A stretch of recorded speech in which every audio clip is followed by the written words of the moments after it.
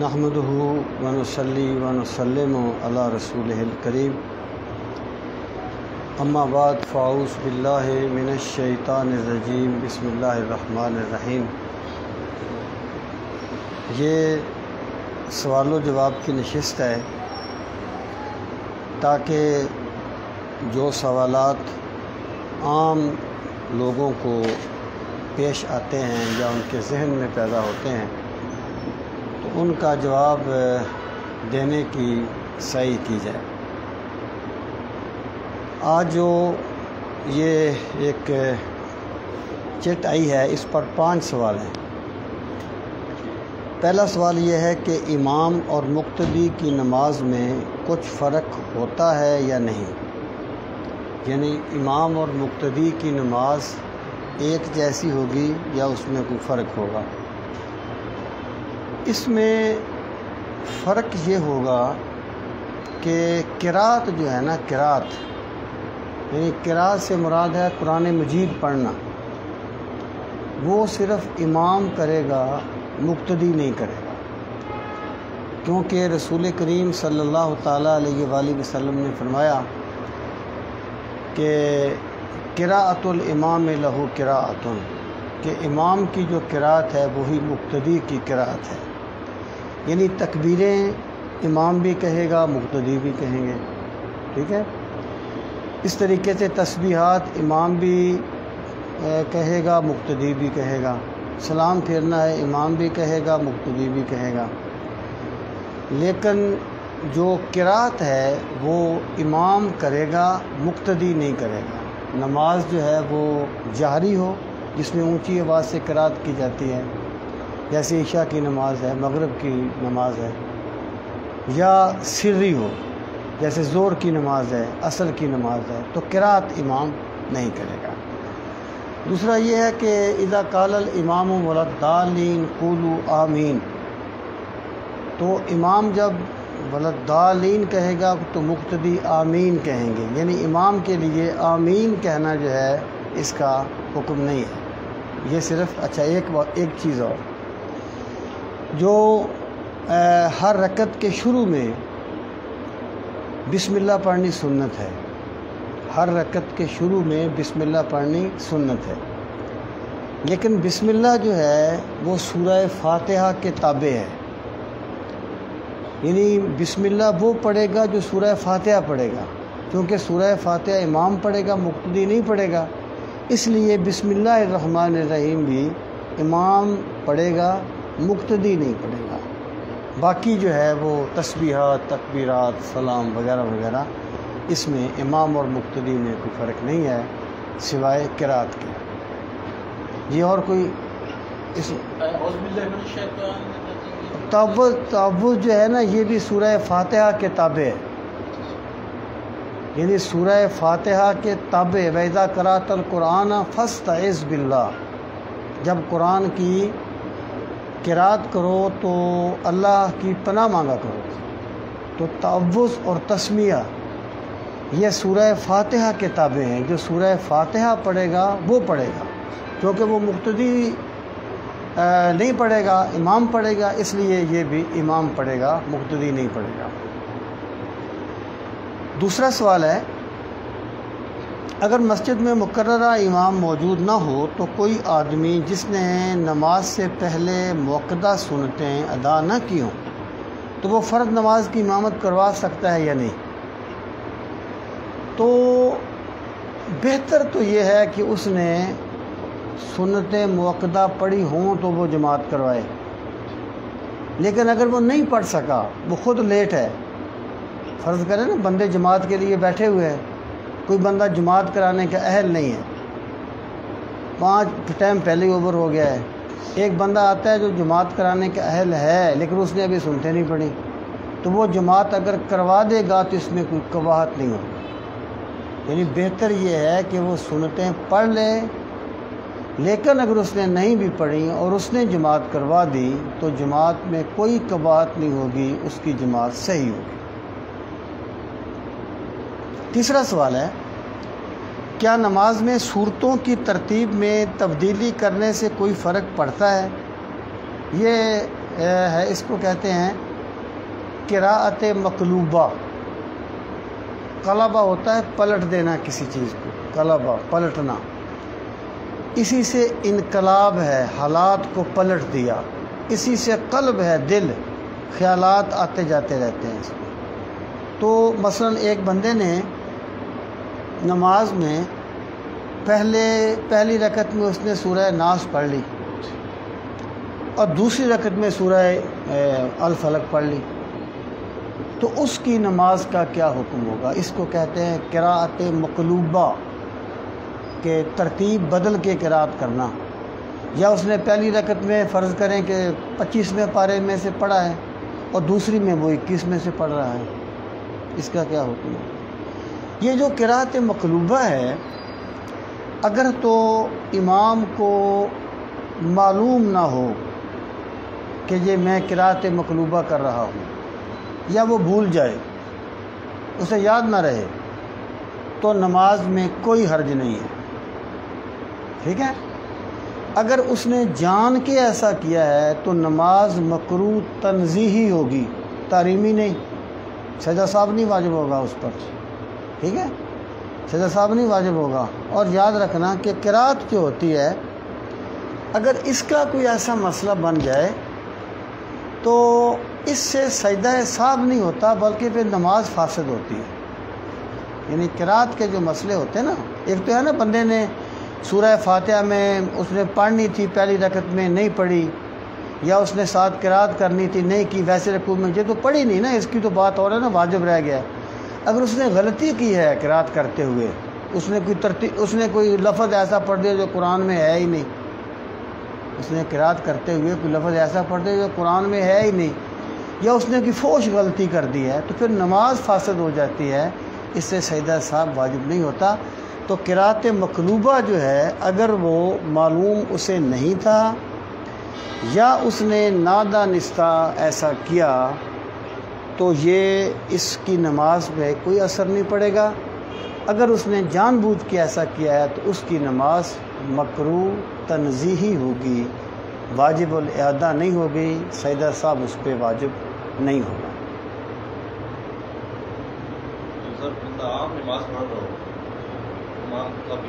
وہی حکم ہے، قرات کے حکم یکساں ہوتے ہیں۔ یہ مسئلہ ہوا تھا کہ خط پہ ہم گئے تھے، تو جو امام بابا تھا نا، اس نے پہلی میں فی پڑھی ہے، دوسری میں اثر پڑھا، تو وہ اس لیے بڑے ذہن میں، پھر انہوں نے کیا کیا؟ کچھ بھی نہیں کیا، کچھ بھی نہیں بنتا۔ یعنی اس لیے نا جو بندہ جماعت کروائے اسے سجدہ ثواب کے مسائل آنے چاہیے، اس سے سارا فرق پڑ جاتا ہے نماز پر، اس سے سجدہ ثواب واجب نہیں ہوتا۔ اگلا سوال ہے، نوافل میں رکوع اور سجدہ کی تسبیحات 3 سے زیادہ پڑھ سکتے ہیں؟ فرض اور سنت نماز کے لیے کیا حکم ہے؟ پڑھ سکتے ہیں، تسبیحات میں کوئی قید نہیں ہے، نوافل ہوں یا فرائض ہوں، آپ 3 سے زیادہ 5 7 جتنی مرتبہ بھی چاہیں پڑھ لیں، اس میں کوئی قباحت نہیں ہے۔ امام کے پیچھے 3 بھی پڑھنی چاہیے؟ کوئی ضروری نہیں ہے، جتنی آپ پڑھ سکتے ہیں پڑھیں۔ اگر امام 3 پڑھ لی اللہ اکبر کہہ دیا اس نے تو آپ سارے اٹھا لیں، ورنہ پڑھتے رہیں۔ اگر فرض کریں ایک بندہ گیا ہے سجدے میں اور اس نے ابھی ایک مرتبہ ہی سبحان ربی الاعلیٰ پڑھا ہے اور امام نے اللہ اکبر کہہ دیا ہے، تو وہ اللہ اکبر کہے گا، امام کی پیروی کرے گا۔ یہ مستحبات میں یا مسنون چیزیں ہوتی ہیں، ان سے ایسی بات نہیں ہوتی۔ ایک بندہ دوسری رکعت میں تیسری میں شامل ہوا، ہاں جی، تو امام جو آخری قاعدہ وہ پڑھ رہا ہے، امام جو یہ بعد میں شامل ہوا ہے، یہ اشہد اللہ الہ الا اللہ واشہد ان محمد رسول پر رک جائے، ہاں یا درود پاک نہیں، یہاں پر رک جائے، کیونکہ دعا اور درود کا تعلق نماز کے آخر کے ساتھ ہے، بالخصوص دعا کا۔ یعنی سنت غیر موقدہ میں تو آپ ساتھ درود پاک پڑھتے ہیں نا، اگر 4 ہوں یا نفل 4 اکٹھے پڑھ لیں اس میں بھی پڑھتے ہیں، لیکن دعا کا تعلق نماز کے آخر کے ساتھ۔ تو جو بندہ فرض کریں وہ آخری قاعدے میں جا کے ملا ہے تو وہ صرف التحیات پڑھے گا بس، لیکن اگر اس نے آگے ہی پڑھ دیا تو اس کی نماز پہ کوئی اثر نہیں پڑے گا، نہیں، اس پہ سجدہ ثواب واجب نہیں ہوگا۔ نوافل میں رکوع اور سجدے، یہ سوال ہو گیا جی۔ کب سجدہ میں، کیا سجدہ میں تسبیحات کے بعد مسنون یا قرآنی دعائیں پڑھ سکتے ہیں؟ یہ نوافل میں پڑھ سکتے ہیں، فرائض میں نہیں پڑھ سکتے۔ سجدے کی حالت میں نوافل میں آپ تسبیحات کے علاوہ کوئی آیت بھی پڑھ سکتے ہیں، جیسے رسول کریم علیہ السلام بھی پڑھا، دعائیں آیات ہی ہاں جی پڑھ سکتے ہیں، لیکن فرائض میں نہیں پڑھ سکتے۔ فرائض میں صرف تسبیحات ہیں، وہ سنت سے ثابت نہیں۔ اگر کسی وجہ سے نہ پڑھ دیا پھر کیا ہوگا؟ اگر اس نے پڑھا ہے تو اس نے دوسرے سجدے کو لیٹ کر دیا ہے، اس نے ایک واجب میں تاخیر کر دی ہے، اس پہ سجدہ صاحب واجب ہوگا، کیونکہ شریعت جو ہے نا یہ منقول ہے، یہ منقول ہے۔ رسول کریم صلی اللہ تعالیٰ علیہ وآلہ وسلم فرض نمازوں میں آپ تسبیحات کے علاوہ کچھ نہیں پڑھتے تھے، لیکن نوافل میں آپ دعائیں بھی پڑھ لیتے تھے۔ اس لیے نوافل کا حکم الگ ہے اور فرائض جو ہیں ان کا الگ ہے۔ سنت میں بھی سنت نوافل کے زمرے میں آتی ہے۔ سنت پڑھی تھی نوافل ہاں، سنتیں جو ہوتی ہیں نا، جب آپ میجر تقسیم کرتے ہیں تو اس وقت فرائض اور واجبات کے علاوہ باقی سب کو سنت ہی کہا جاتا ہے، ٹھیک ہے۔ لیکن جو فجر کی سنتیں ہیں ان کی تاخیر بہت زیادہ ہے، جو واجب کے قریب ہیں، اس لیے ان میں احتیاط کرنی چاہیے، تو باقی نوافل میں آپ پڑھ سکتے ہیں۔ اگلا سوال ہے، تہجد نماز پڑھتے ہوئے اگر وقت داخل ہو جائے ہاں اب سجدے پڑھ ہاں سجدے کا کیا حکم؟ سجدہ صاحب کا نہیں مطلب ابھی ٹائم شروع ہو گیا، فرض کرو آج کا ابھی 14 پہ 15 پہ شروع ہو جائے، اب بندہ کھڑا ہے نماز پڑھتے ہوئے، تو کیا اس کو کمپلیٹ کرنی چاہیے؟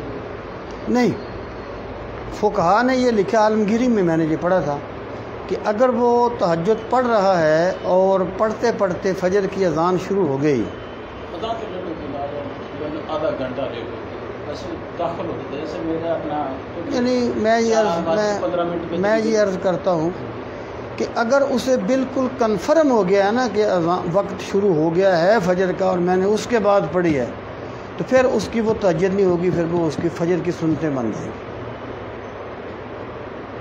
سمجھے؟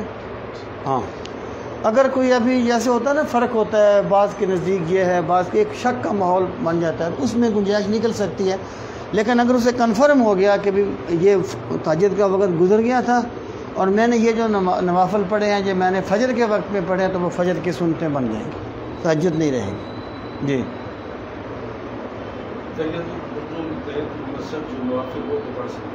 نہیں پڑھ سکتا، فجر طلوع شمس کے بعد، یعنی زوال، وہ جب طلوع فجر ثانی ہوتی، طلوع فجر ثانی جب ہوتی نا، اس وقت سے لے کر سورج کے طلوع ہونے تک نوافل میں سوائے فجر کی 2 سنتوں کے کچھ نہیں پڑھ سکتا۔ میں پھر کہہ رہا ہوں شریعت منقول ہے، مثلا دیکھیں نا، عید کے دن نوافل نہیں پڑھ سکتے، مطلب منع کیا گیا ہے گھر میں پڑھنے سے اور عیدگاہ میں پڑھنے سے۔ یہ تو تحیت مطلق نوافل جیسے بندہ پڑھتا ہے، یہ تو نماز کے نوافل ہے نا، یہ تو سنتوں کے حکم میں ہوتے ہیں۔ ایک بندہ ویسے نوافل پڑھتا ہے تو عید کے دن پڑھنے سے منع کیا گیا، تو بندے کہتے ہیں جی میں تو پڑھتا ہوں تحیت الوضو کی، نہیں، وہ ذوق کی پیروی کر رہا ہے، شریعت کی پیروی نہیں کر رہا۔ اس لیے اس وقت اگر جائز ہوتی تو پھر وہ یعنی سنتے پڑھ لیتا نا جماعت کے بعد۔ اگر کسی بندے کی سنتے رہ گئی ہیں، بندہ گیا ہے، سنتے اس کی رہ گئی ہیں، تو وہ نہیں پڑھ سکتا سورج طلوع ہونے سے پہلے۔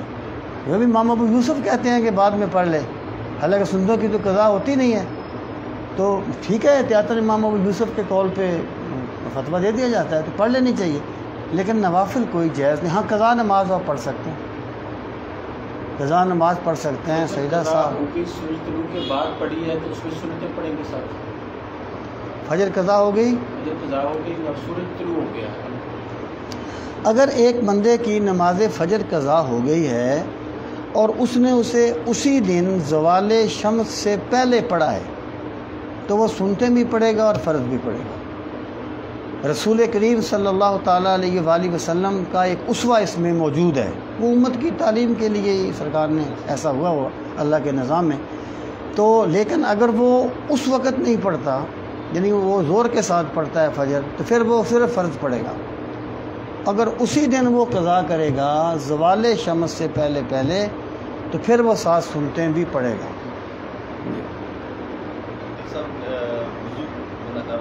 ہاں آج کی بات بندہ بہتر پیسہ رہا، وہ پہلے اپنا ملی کی ناک پانی چڑھایا، بندے نے ناک پانی چڑھایا، اس کے بعد بندے نے منہ دھونا ہے، بندہ ترتیب بدل جائے، خلاف سنت ہے، وضو ہو جاتا ہے، اور اینڈ تک چلا جائے، خلاف سنت ہے، وضو ہو جاتا ہے۔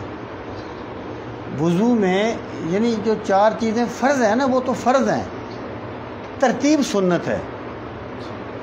اگر ایک بندہ جو ہے وہ ترتیب آگے پیچھے کر دیتا ہے، اس نے سنت کی خلاف ورزی کی ہے، اب یہ نہیں کہیں گے اس کا وضو نہیں ہوا۔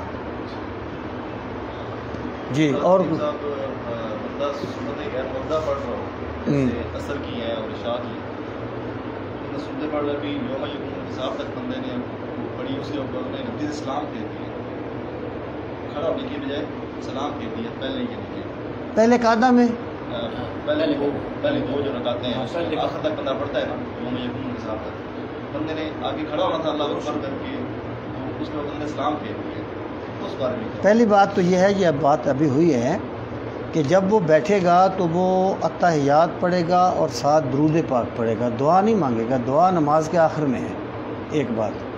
دوسری بات یہ ہے اگر اس نے سلام پھیر دیا ہے تو پھر وہ اٹھے گا، کھڑا ہو کے تیسری چوتھی پڑھے گا، پھر سجدہ صاحب کرے گا، اس پہ سجدہ صاحب واجب ہو گیا۔ جی اور کوئی بات ہے بھائی؟ جی کر سکتے سوال کر بس کریں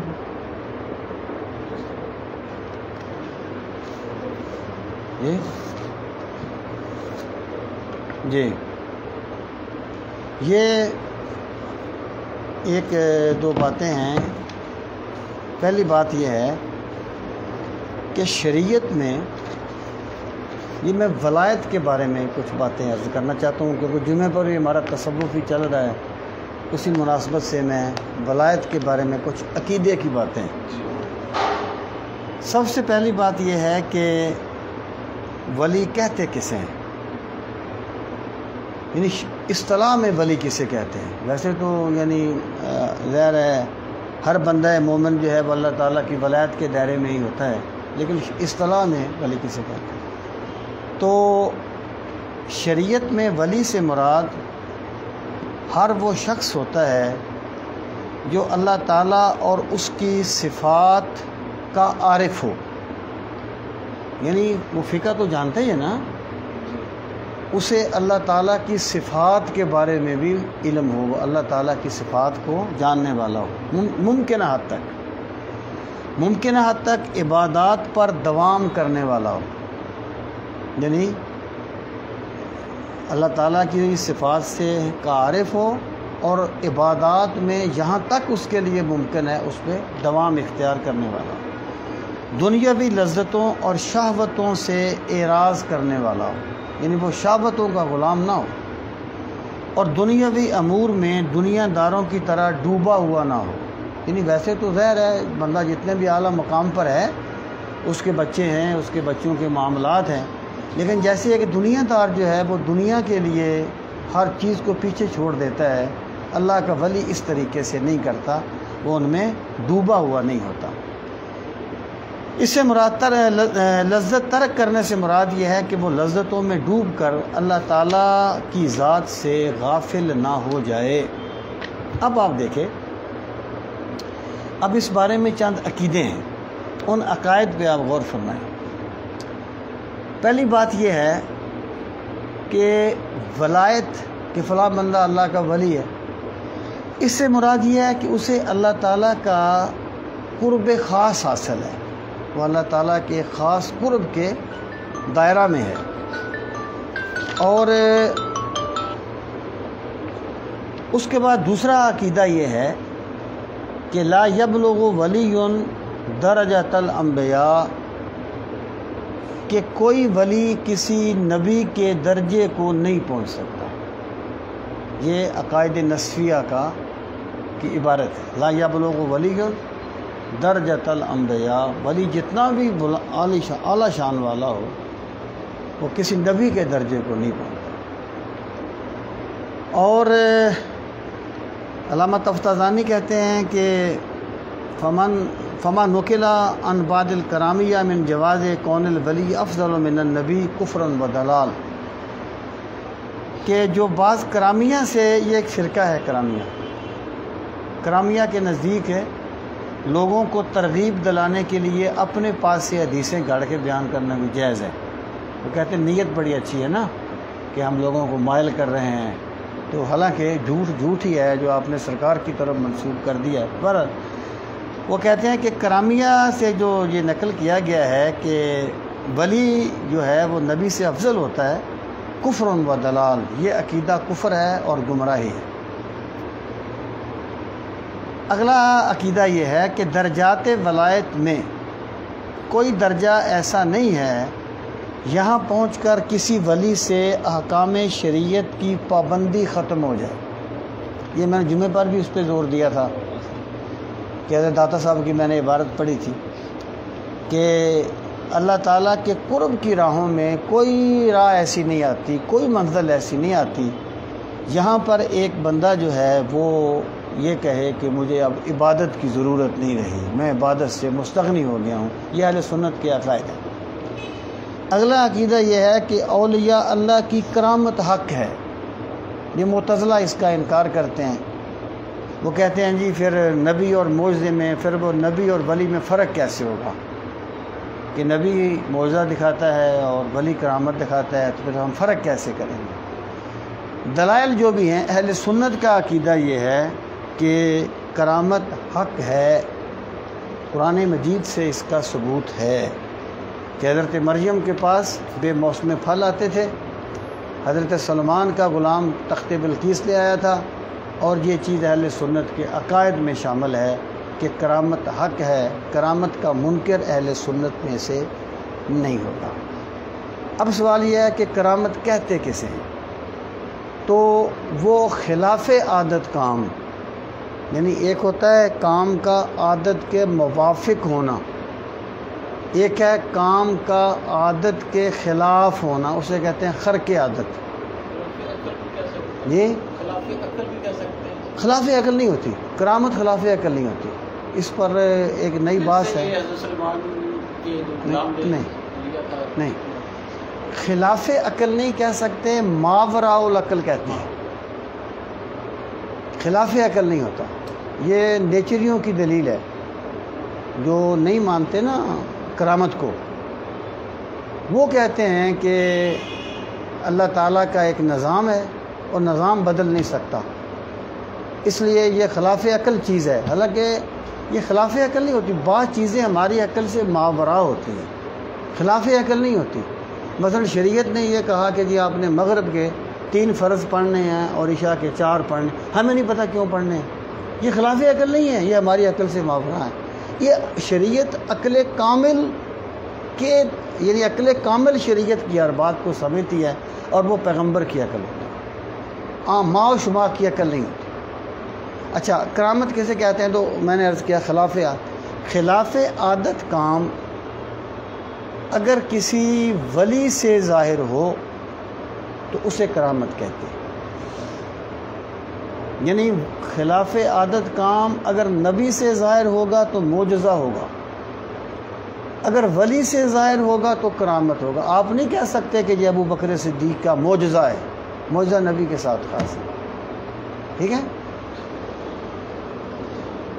اچھا جناب، اس کے بعد یہ ہے کہ استدراج جو ہوتا ہے نا، اگر وہ خلاف عادت کام کسی کافر سے ظاہر ہو اس کو استدراج کہتے ہیں.